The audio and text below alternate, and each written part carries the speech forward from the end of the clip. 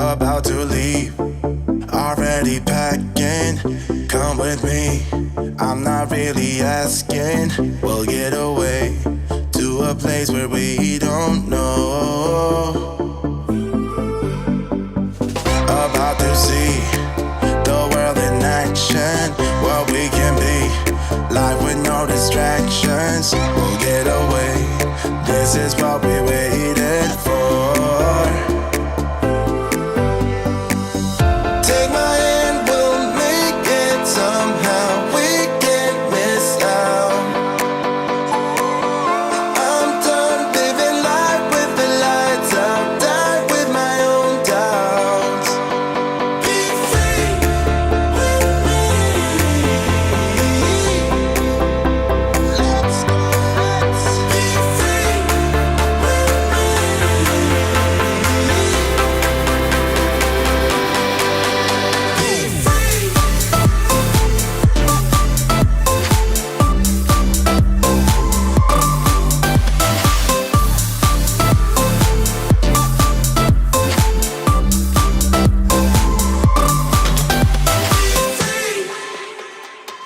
Not looking back, eyes on the freeway, Bonnie and Clyde, a classic cliche. We're on the run, this is what we waited for.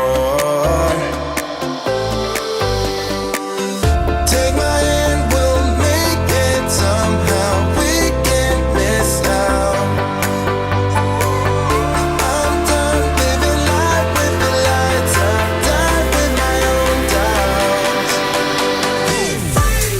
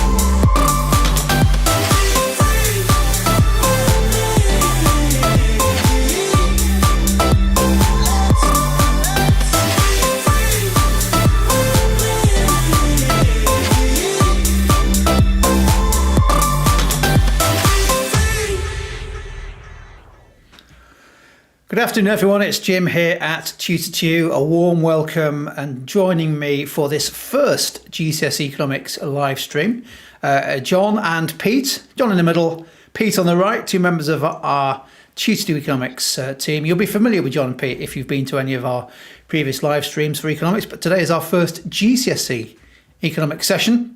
And I can see lots of students joining us live, both on YouTube but also on Facebook as well. So we've got two different social media platforms in play today.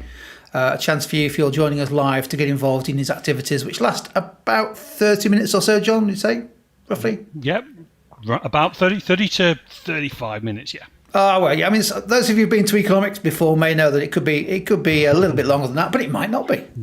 It might not be. So, Jon, do you want to give us a quick intro? I know that you and Pete have put together a session on introductory economics, economic principles. So, what are the kind of things we're going to cover? And then, when you're ready, give me a shout, and we'll make the session start.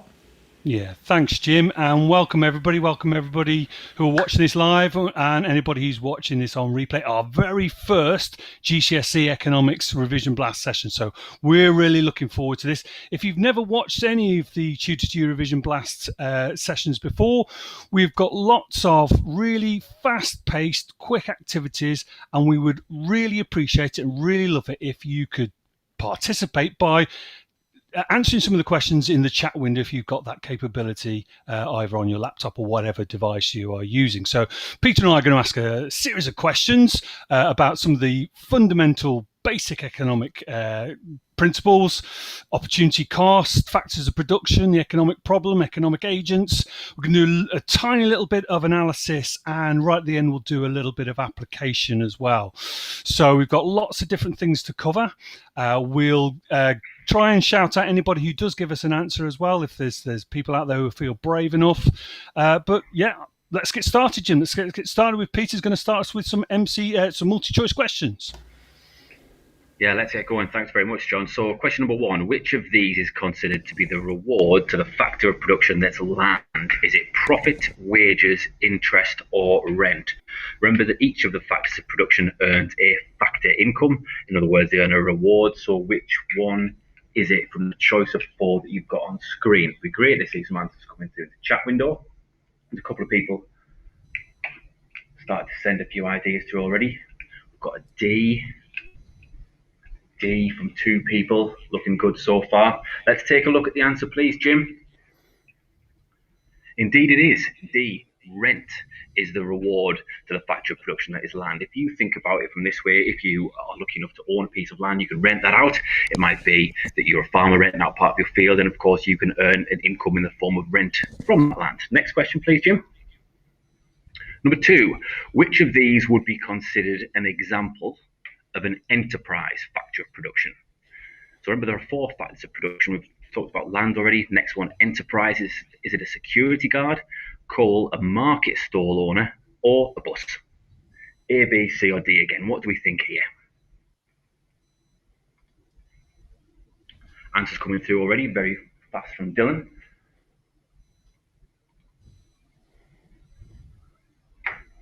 Four C's so far. It seems pretty unanimous. Let's see what the answer is. Thank you very much, Jim. It is C, a market stall owner. Remember that enterprise, or the entrepreneur, they're the individual that combines all of the factors of production together.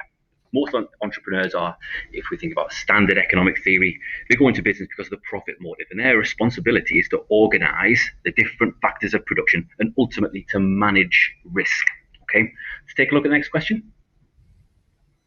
Question number 3 is our old favorite of opportunity cost. Which of the following would be an opportunity cost of the owner of a shoe shop purchasing a machine to measure customers' feet? Okay, so there's a lot to digest here. Let's go through it one by one. Is it the money that could have been spent on expanding the stock of shoes? Is it the cost of the batteries required to power the machine? Is it the cost of training staff to use the machine? Or is it the time that it takes for customers to have their feet measured? So we need to have an understanding of the definition of opportunity cost here for this one.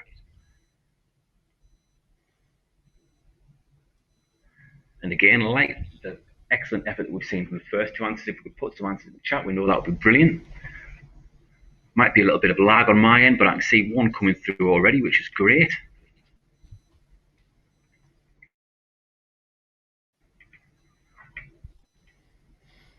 A couple more seconds. Really pleased with the engagement we're seeing so far. Let's reveal the answer, please, Jim. And if you said it was A, which I can see that Swifter and Speedlad and Dylan have all said it's A. Thank you for those contributions. That's the correct answer. The money that could have been spent on expanding the stock of shoes. Let's just take a minute to think about why it's A, because this will help you with your skills of knowledge for your assessments later next year or any time in the future, but it'll also help you to enhance your analysis skills. Remember, opportunity cost is the value of the foregone alternative action.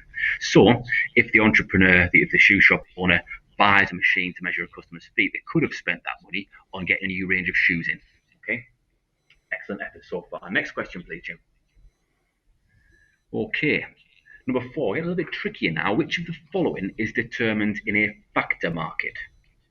Remember the 2 types of markets that you need to have an awareness of on most GCSE specifications: product markets and factor markets.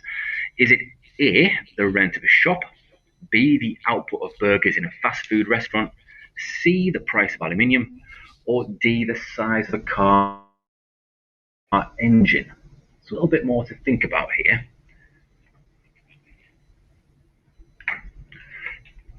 it might be helpful to start off by thinking about what the definition of a factor market is. Once you're comfortable with that, let's see some answers in the chat window, please.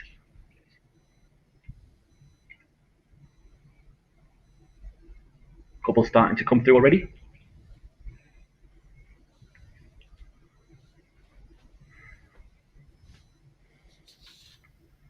When you're revising questions like this, a really effective method to really test whether or not you understand the subject content is for each multiple choice question, can you write or can you even verbalize a written explanation as to why that's the correct answer?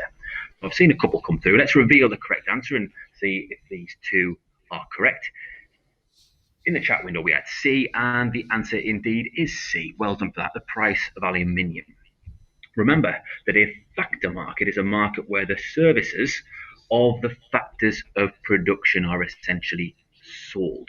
Okay, so therefore, when we look at those four responses, the price of aluminium is the only viable answer that we can choose from there. Next question, please, Jim. Number 5. Okay, this chart shows the employment rate expressed as a percentage within the different economic sectors in the UK in 1921, 1971 and 2021. Okay, so we've got the primary sector, the secondary sector and the tertiary sector. Take a couple of moments to study the graph and then work out which of these statements is true. Is it A, that UK workers prefer to have jobs in the tertiary sector? Is it B, that UK economic output has increased over the last 100 years? Is it C, that the UK has employed a higher proportion of workers in the tertiary sector than the other two sectors combined? Or is it D, the overall output of UK manufactured goods has declined over this period? Duncan, very quick off the mark there. With his first answer coming through. Let's see what everyone else starts to think. We'll give you a few more seconds. Again, don't worry if this one takes you a little bit longer. A bit more information to digest here. Got a little difference in opinion from the answers coming through, which is fine. I think the key here is understanding, like what we've done with the first 4 questions, why a certain answer is correct and being able to rationalize and being able to explain that so that you're comfortable going forward. Let's take a look at the answer, please, Jim. The answer is C. Okay. If you said C, well done. If you didn't say C, don't worry about it. Let's have a think. So the answer is C, that the UK has employed a higher proportion of workers in the tertiary sector than the other two combined.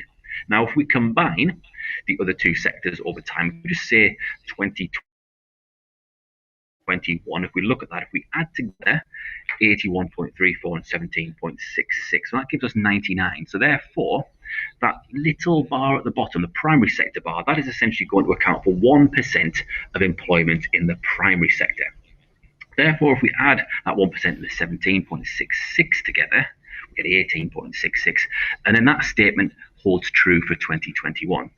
We can repeat that process for the other two years in question, 1921 and 1971 as well. Now, let's have a think about why A, B and D are incorrect. Well, we don't know from the data that UK workers prefer to have jobs in the tertiary sector. All we know is that that's what the data is telling us. So that's the evidence we've got available to us.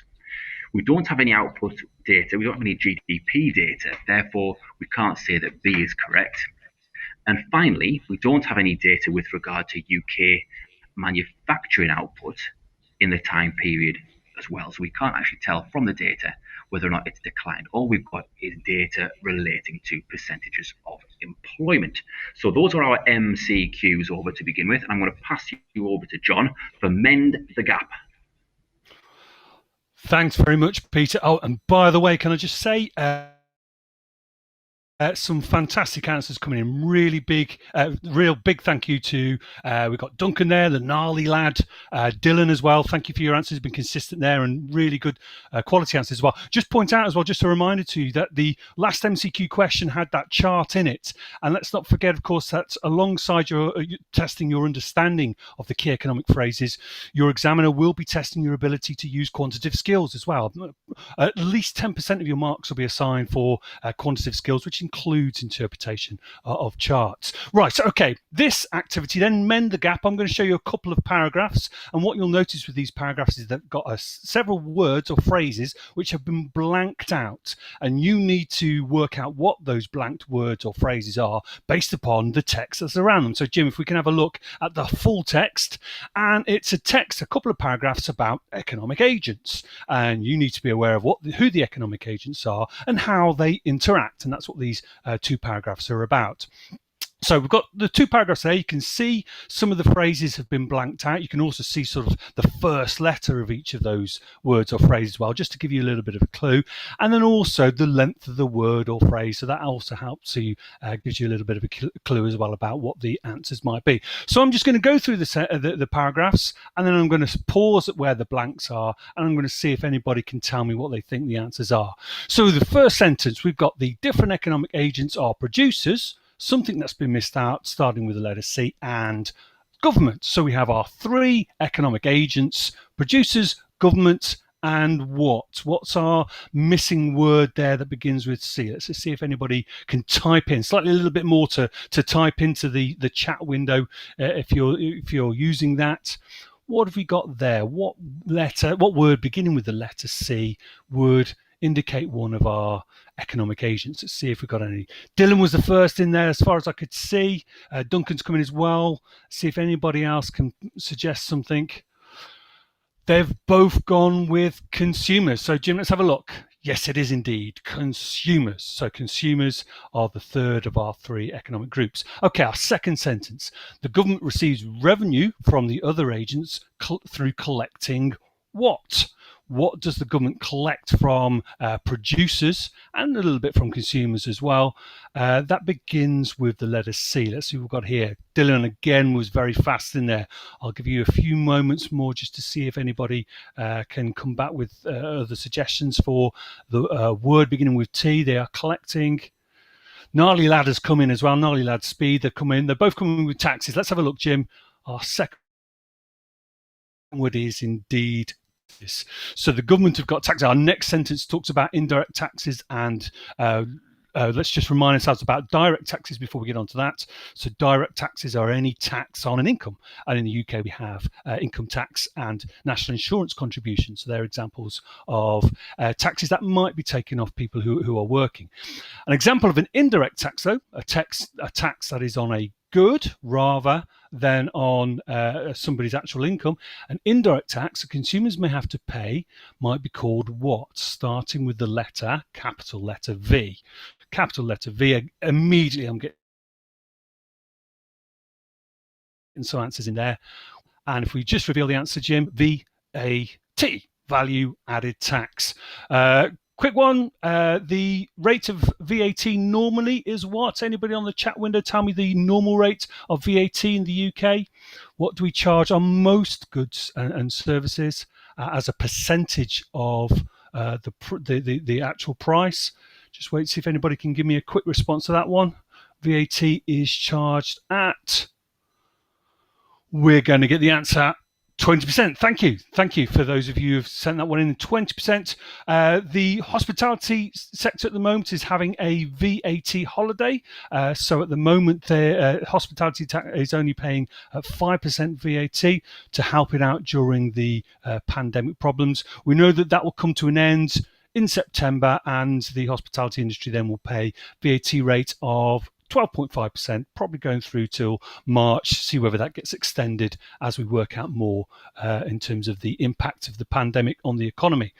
Right, next sentence then. The government may also use what? Slightly more difficult, I think. We've got a longish word beginning with R, such as rules to determine minimum wages in the UK. So that final part of that sentence there gives us an example of what that R word is. Gnarly Lad was the first one in this time with the word regulations. Regulations, let's have a look, Jim, see whether Gnarly Lad is correct. Regulations it is. Well done. And so we've got an example there of minimum wages in the UK, and there's lots of examples of regulations that you need to be aware of, such as regulations to try and reduce the amount of pollution pollution and emissions that are going on, or regulations that might exist to try and combat any kind of market dominance, if we might have a monopoly in a market. Okay, our final paragraph, 2 sentences here. Consumers purchase goods and services from producers. Producers pay wages in return for what? So what do producers pay wages, or who do they pay to in return for what? Back to our factors of production, if you like, is a phrase from factors of production here. So what is being paid for here? What do we think? Noel. I think that's Noel's first response. Well done, Noel. Dylan as well has also come in here. They've both gone with labour. Let's have a look then. Let's go with labour. Have a look at the answer, Jim. It is indeed labour. Well done to all of you there. Brilliant. Lovely to see Noel join us as well. Okay, we're handing over to back to Peter now for what's called our bubble quiz activity. Thanks very much, John. And again, it was really great to see lots of answers being contributed in the chat window there. Bubble quiz is one of my favourite activities, and the aim is simple. You're going to be shown a number of questions, about 3 or 4 questions to go through with you, and the aim is this: the number of answers that are correct can range from 0 to all 4. So in the chat window, if you could put down the letters of the question, the letters that you think are correct when the question is shown. So if we can see the first question, please, Jim. So which of these are considered renewable resources? Is it just one of the options? Is it 2 of them? Is it all 4? So if you think it's all of them, put A, B, C, D in the chat window. If you think it's just 2 of them, put A or B, for example. If you think it's none of them, just write none. And again, this one requires you to have knowledge and understanding of what's meant by a renewable.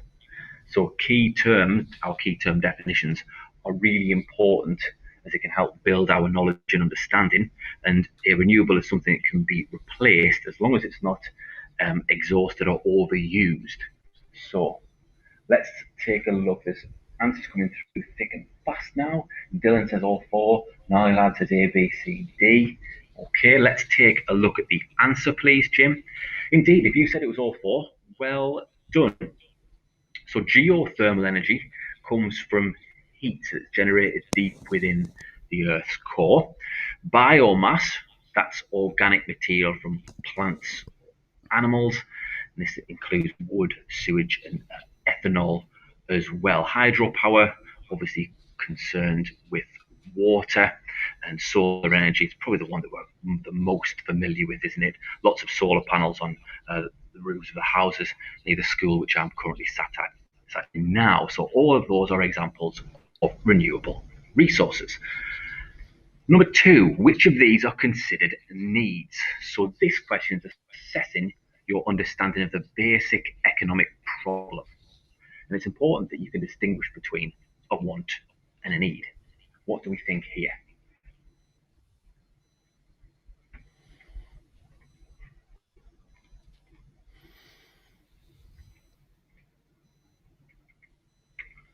How many answers are we going for that are correct? Noel's the first one in here with a response. Thank you, Noel. Thanks, folks. It really makes our job a lot easier when we get a lot of engagement like this, so thank you very much. Right, we seem to have some consensus in the chat box what we think the answer is. Let's reveal all, please, Jim. Indeed, water is the only need here. Okay, think about it from this point of view. Our needs are essentially finite. They're limited, aren't they? There are only a certain amount of things that we need as consumers, as individuals. We need water to sustain basic health and basic needs. Wants, however, are unlimited. I might want the latest mobile phone or the latest car or some new furniture, okay? But I don't need them, okay? They're not essential for sustaining life, okay? So A, B, and C, those are wants, which is essentially, if I was to ask you to make a list of your wants, you could probably go on for quite a while. However, if I was to ask you what are your needs, you'd probably only jot down 4 or 5 perhaps. Okay, let's move on to question 3. Which of these businesses would be found in the tertiary sector of the economy? And it's important that you've got an awareness of the relative size of the sectors of an economy. Approximately 81% of the workforce in the UK works in the tertiary sector or the services sector. So what do we think here? Some answers started to come through. It's excellent to see the engagement.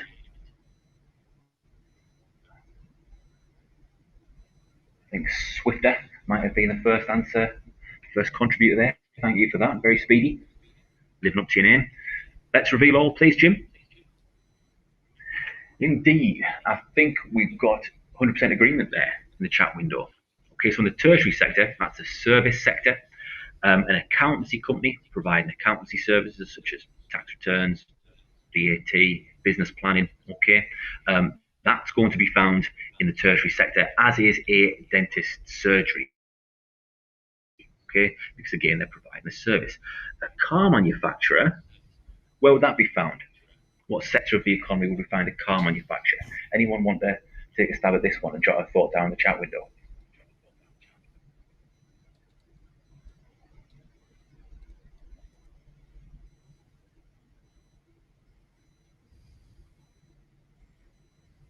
Yeah, thank you very much. It is the secondary sector. Well done. Again, really great to see those responses coming through. Brilliant.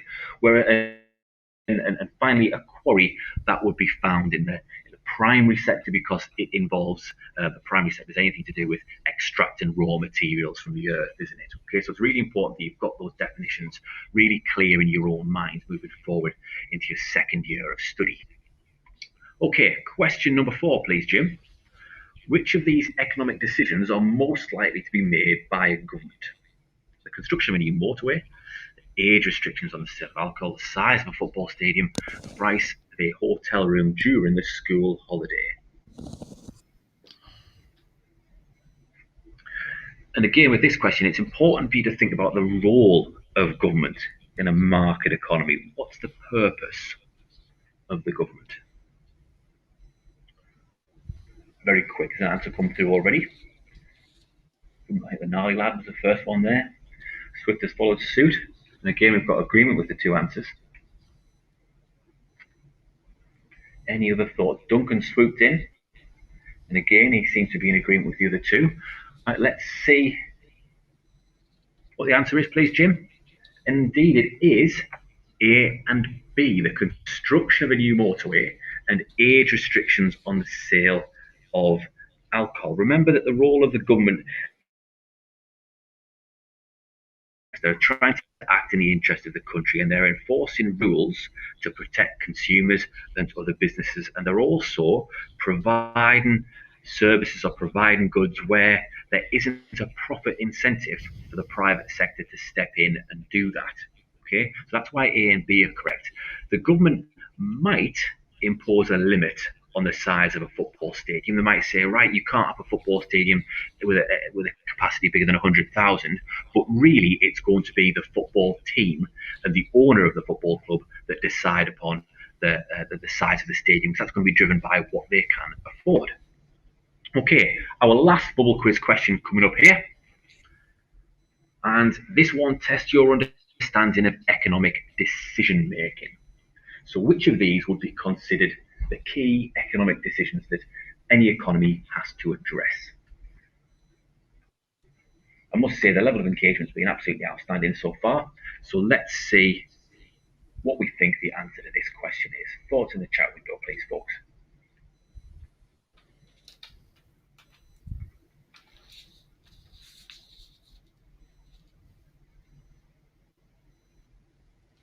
Very quick.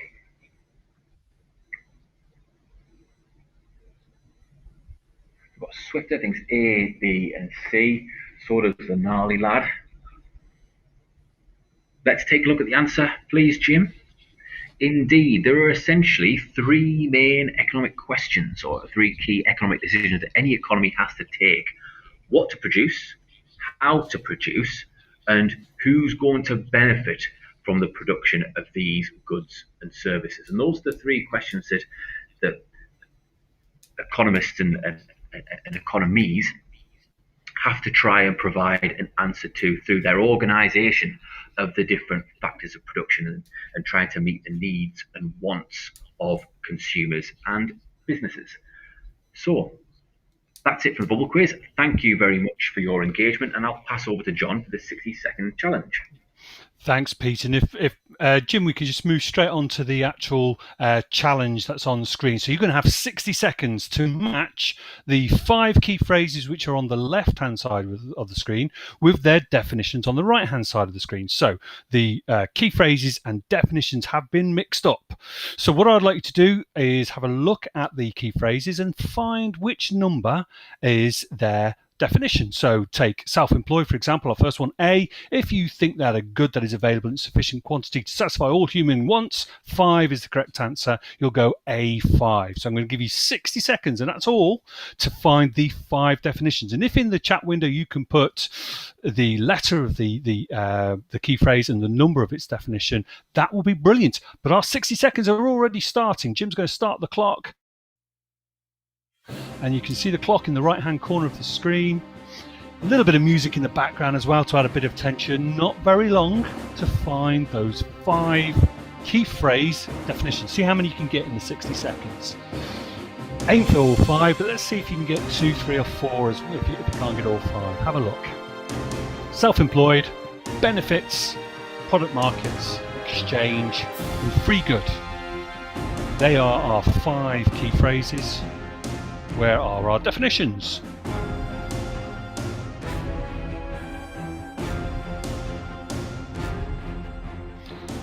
What do we think? 15 seconds left to go.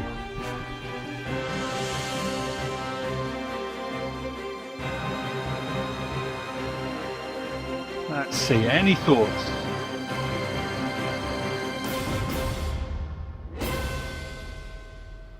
Brilliant. That's our time up. That is a toughie, isn't it, to get all 5 of those in that 60 seconds. Let's have a look at the answers then, please, Jim. Let's see if people can have a look and see how well they did themselves. So self-employed are workers who are part producers and also part consumers. Approximately 5 million self-employed workers in the UK. Benefits, payments to some people who are on low income or to meet specific needs. The most common one in the UK is what's called universal credits, and it's been in the news this week where the Chancellor announced that there's going to be the additional amount that had been given to people, extra £20 per week, is going to be taken away. We've talked about factor markets before. Here is the opposite of that. Product markets, a place where supply and demand of final goods interact with each other. If you own a smartphone, if you're doing this little quiz on your smartphone, you'll have got that from a phone provider, and that's an example of a product market. Exchange is really important. Then it's our method of swapping goods and services. Without that exchange, economies wouldn't work, and obviously the most common form of exchange is money and the use of cash or electronic versions. And finally then, free goods. Now it's really important with the phrase free goods that you don't confuse the economic definition of free good, which is there on the screen for you, a good that is available in sufficient quantity to satisfy all human wants, with a business studies type of free good which might be given away to people as maybe a lost leader or something like that. So free good in economic terms would be something like water or air. Okay, we've got 2 quick activities left for you in the last few minutes that we've got. The one, I want you to have a think of possible advantages and disadvantages of specialisation of labour. Okay, so this is a labour question, thinking about labour as a factor of production. I want you to have a think, to begin with then, very quickly, of any possible advantages. Let's see if anybody can come up with an advantage of specialisation of labour. We're going to come up with a disadvantage in a moment. Let's just see if anybody can get a suggestion for us in the chat window before we reveal the answer.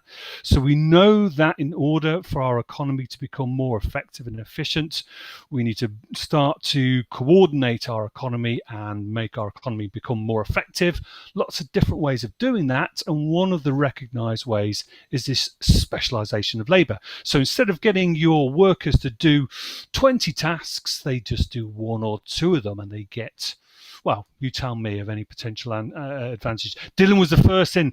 Thank you, Dylan, for your suggestion, and Dylan has come back with the suggestion of increased efficiency, and then backed that up by improving confidence. I think that's what your suggestion there, Dylan, that the confidence of workers will improve as they do the tasks more regularly. Let's have a look at our suggestion. I think we're not far off what Dylan was suggesting there. So improved productivity, either higher output per person or higher output per hour, different ways of measuring productivity. Somebody who specialises in labour will do it more regularly. They'll get better at doing that task, and therefore their output is very likely to increase. Other advantages may include that increase in output might lead to an increase in profits, and an increase in profits and an increase in the performance of a business means it's much more likely to receive some kind of extra finances coming in and extra investments. Okay, anybody think of a disadvantage for me very quickly? Any disadvantages of specialisation of labour? We've clearly identified an advantage. We know that many businesses attempt to give their workers specialisation jobs or specialised jobs. But what's the possible danger? Why really effective businesses need to think about the possible disadvantages and therefore temper what activities they give their individual workers so that they don't become less effective. Any suggestions? The Gnarly Lad, brilliant. People might get bored. Dylan, workers may get bored. So we're talking about levels of boredom. If we do the same task over and over again, we may end up more bored. And if we reveal our own answer, Jim, that's exactly what we're suggesting as a major disadvantage of specialisation, lower output due to boredom. So as we start to do a task repetitively, we become bored and therefore become less effective and less likely to do that. What's brilliant about taking GCSE Economics, of course, is there's so many different answers and so many ways of applying real world examples. It never becomes boring, does it? You'll all agree with me that you don't need to type that into the chat window. I think that leads us on to our very final activity, Jim. Brilliant. And hopefully, Jim and Peter, hopefully you're still there as well. Take part in this as well as we'll see what your thoughts are compared to our chat window activity, people. So the way we often end our economics sessions is with something like this, which is a little bit of fun, but also we're trying to give you some examples that might be useful to you to take forward if you're talking about these particular topics. And in this case, we're talking about entrepreneurs, and we're going to give you examples of real life, in this case, British-based entrepreneurs. They're UK-based entrepreneurs, not necessarily British citizens themselves. And we're going to talk about their net worth. Now, their net worth is different to their income, remember. So it's how much they're worth in terms of all of the money that, and assets that they might have.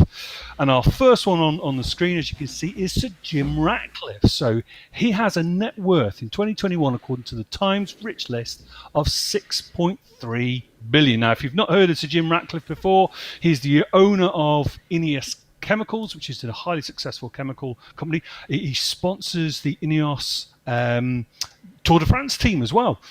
So the bike team there, Grant Thomas, I think, is a member of the Ineos team as well. So he uses his money to sponsor those.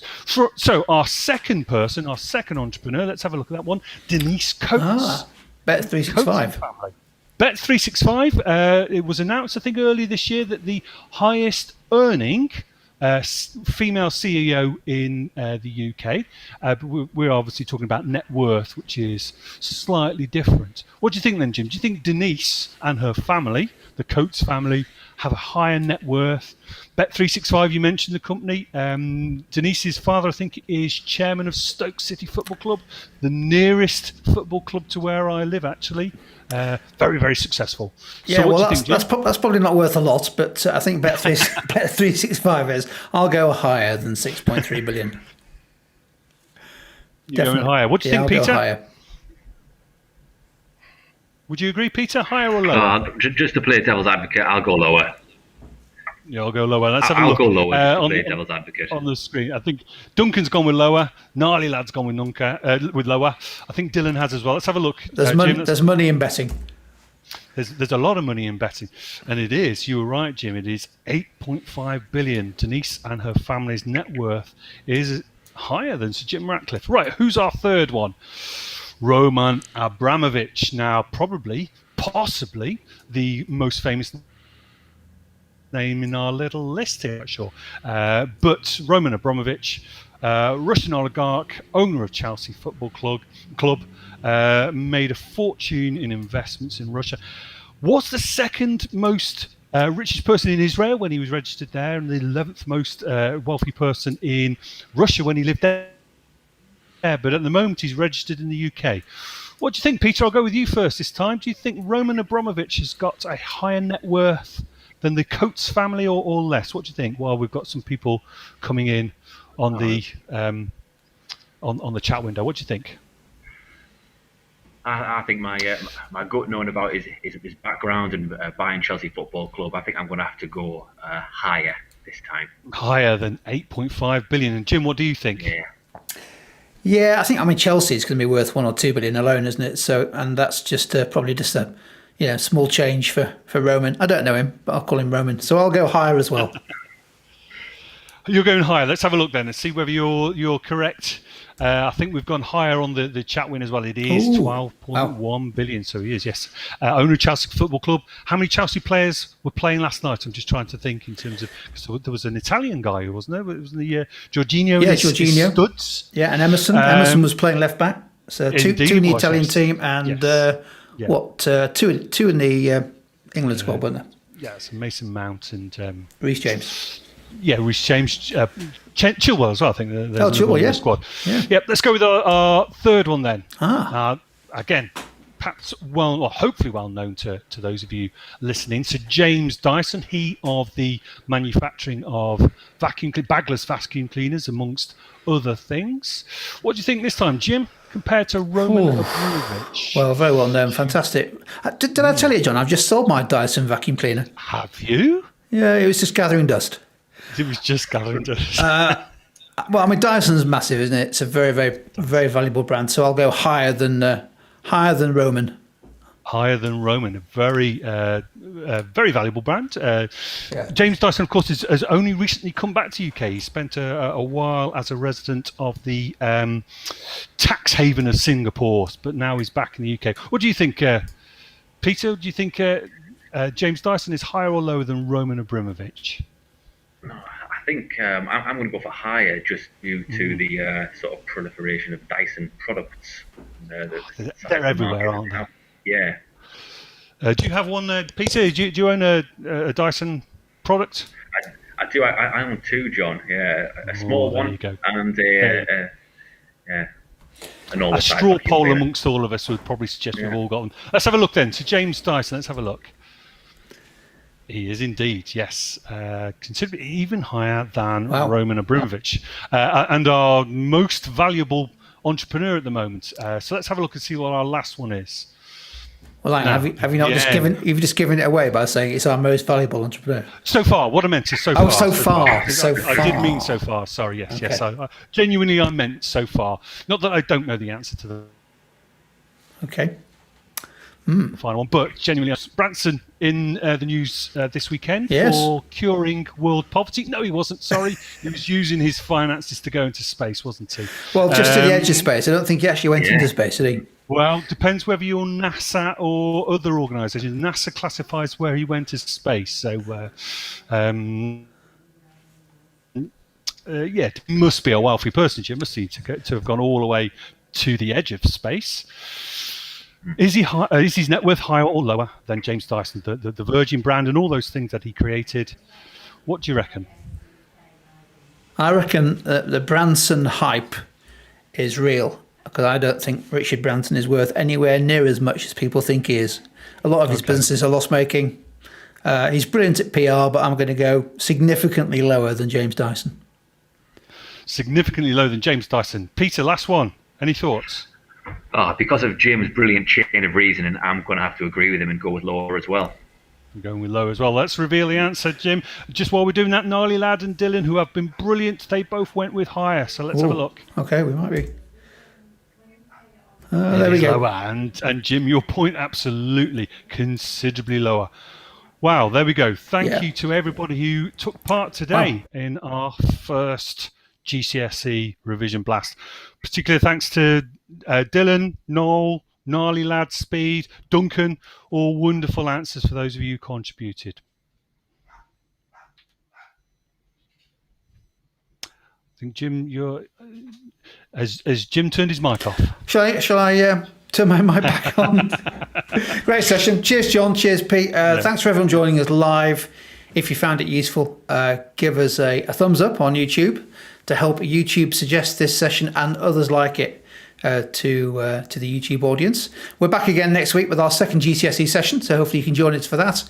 And also, if you go to tutor2.net/live and use the subject and level filters there, you'll be able to dip into, I think it's about 190 sessions we've done now for GCSE and A-level across a range of subjects, so hopefully something in there useful for you. But for now, from Jon and Pete and myself, huge thanks for everyone who joined us live, and we'll see you soon. Thank you.